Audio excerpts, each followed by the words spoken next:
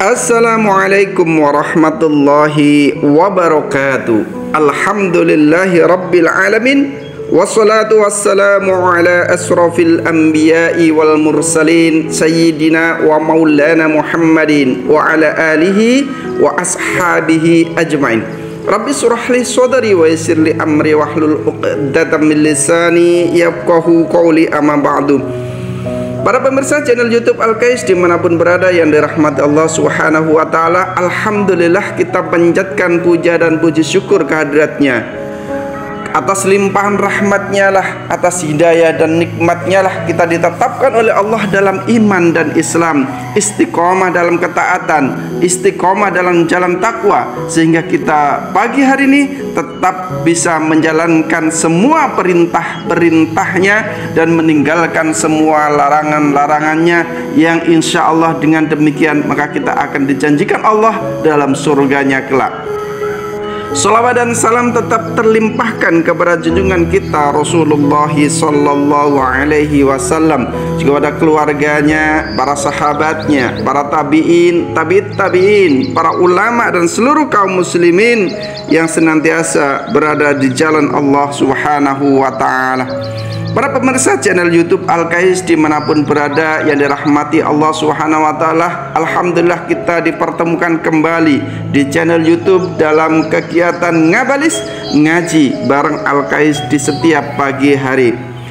Para pemirsa yang dirahmati Allah Subhanahu wa ta'ala, Allah Subhanahu wa ta'ala berfirman dalam surat Fussilat ayat yang ke-46, Man amila sholihan falinafsihi wa man asa'a fa'alaiha. Barang siapa yang mengerjakan amal soleh, maka pahala untuk dirinya sendiri, dan barang siapa yang berbuat jahat, maka dosanya adalah untuk dirinya sendiri. Para pemirsa yang dirahmati Allah Subhanahu wa ta'ala, maksudnya dari ayat ini adalah seluruh perbuatan kebaikan kita Allah akan berikan pahala, dan itu untuk kita. Dan jika kemudian kita berbuat dosa, berbuat aniaya, baik kepada saudara kita, kepada orang lain, maka dosa-dosa itu adalah akan kembali kepada kita sendiri di akhirat.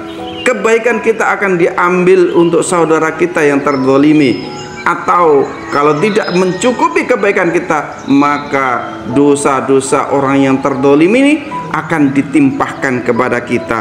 Oleh karena itu, barang siapa yang berbuat jahat, maka dosa dari kejahatan itu adalah kembali kepada kita. Maksudnya dalam ayat ini dikatakan, jika saya berbuat baik kepada seorang, maka sebenarnya kebaikan itu adalah untuk saya sendiri, dan jika saya berbuat jahat kepada seseorang, maka sebenarnya kejahatan itu adalah untuk saya sendiri. Al-Faqih menuturkan dari Muhammad bin Fadl dengan sanad dari Abu Sa'id Al-Khudri radhiyallahu an, bahwa ada seorang sahabat muhajirin mempunyai keperluan kepada Rasulullah sallallahu alaihi wasallam dan ingin bertemu dengan beliau sendirian agar bisa leluasa mengungkapkan permasalahannya. Sementara waktu itu beliau berada di Batok sedang mengatur pasukannya. Beliau biasa mengontrol pasukan di waktu malam sampai menjelang pagi atau subuh hari, untuk selanjutnya mengerjakan sholat subuh. Akan tetapi pada malam itu beliau bertahan sampai pagi. Ketika beliau baru saja naik kendaraan, tiba-tiba orang muhajirin itu datang dan memegang tali kendali unta beliau seraya berkata, Wahai Rasulullah, saya ada perlu denganmu. Wahai Rasulullah, saya ada perlu kepadamu. Beliau khawatir sholatnya akan terlambat, maka beliau memecut orang itu, lalu beliau meninggalkannya lantas mengerjakan sholat subuh. Setelah selesai sholat subuh, beliau Rasulullah SAW menghadap kepada para jamaah seraya bersabda, Apabila ia berada di tengah-tengah jamaah, maka hendaklah ia berdiri. Orang muhajirin itu pun berkata, saya berlindung kepada Allah, kemudian kepada Rasulnya sallallahu alaihi wasallam. Kemudian Rasulullah bersabda, kesinilah kamu. Setelah itu orang muhajirin itu pun mendekat. Beliau lalu duduk di depannya dan memberikan pecut kepadanya lantas bersabda, "Pecutlah aku sebagaimana aku memecut kamu." Ia berkata, "Saya tidak akan memecut Rasulullah." Beliau bersabda, "Tidak apa-apa, pecutlah aku." Ia menjawab, "Saya tidak akan pernah memecut Rasulullah SAW." Beliau bersabda, "Tidak, kamu harus memecut aku atau memaafkan aku." Lalu orang Muhajirin itu berkata dan membuang pecutnya seraya berkata, "Wahai Rasulullah, saya telah memaafkan engkau." Kemudian Rasulullah sallallahu alaihi wasallam pun bersabda, "Ya ayuhan nas ittaqu rabbakum wa la yatlimu ahadum minkum mu'minan illa in taqamallahu minhu yaumal qiyamah."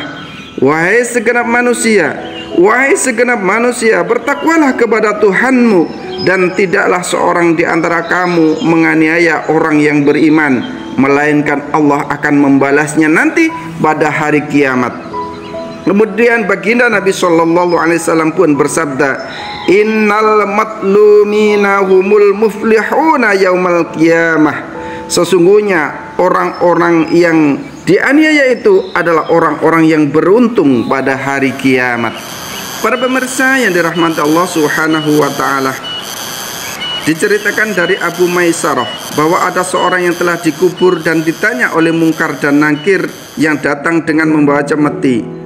Kedua malaikat itu berkata kepadanya, "Kami akan memukul kamu 100 kali."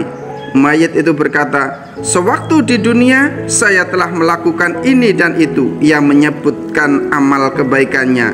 Ia pun mendapat keringanan hingga 10 kali pukulan.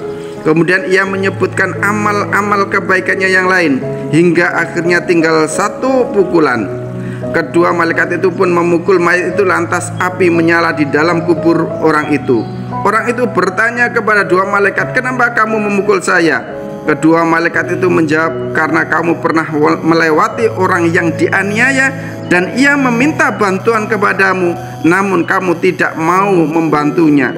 Jika seorang yang hanya tidak mau memberi bantuan kepada orang-orang yang dianiaya mendapatkan siksa seperti itu, maka bagaimana hal orang-orang yang menganiayanya?" Para pemirsa channel YouTube Al-Kais dimanapun berada yang dirahmati Allah Subhanahu wa ta'ala, maka dalam hal ini Al-Faqih dari kitab Tanbihul Ghafilin, dia berkata, tidak ada dosa yang lebih besar daripada dosa aniaya.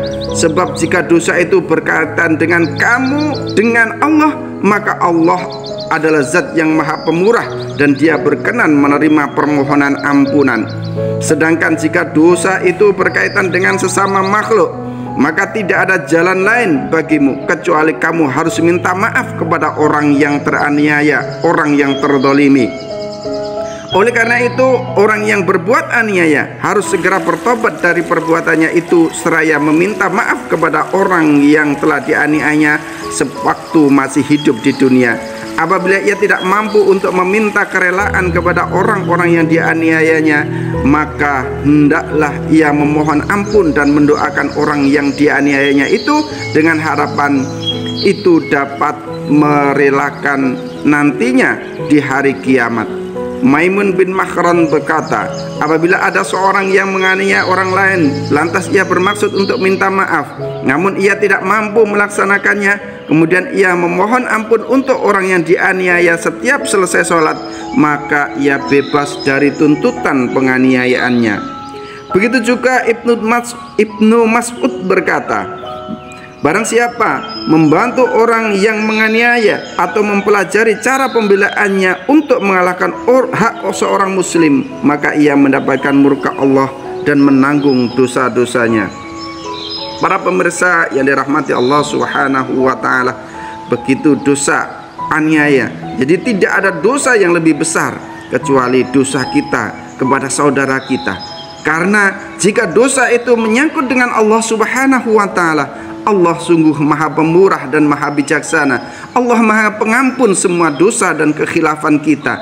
Tapi kalau itu berkaitan dengan saudara kita, tanpa ada maaf dari saudara kita, maka dosa-dosa itu akan kita bawa hingga menghadap Allah Subhanahu wa ta'ala, dan kita pertanggungjawabkan di yaumil kiamat kelak. Oleh karena itu, Tidak ada dosa yang besar kecuali dosa bersama saudara kita, sehingga kita tidak sempat untuk berbuat kebaikan, tidak sempat untuk meminta maaf kepadanya, yang akhirnya akan menjadi beban kita di akhirat kelak, yang akan menghapus semua pahala-pahala kita, yang akan mengambil kebaikan-kebaikan kita di akhirat kelak, dan kita ditimpakan keburukan dan dosa-dosa orang yang teraniaya itu.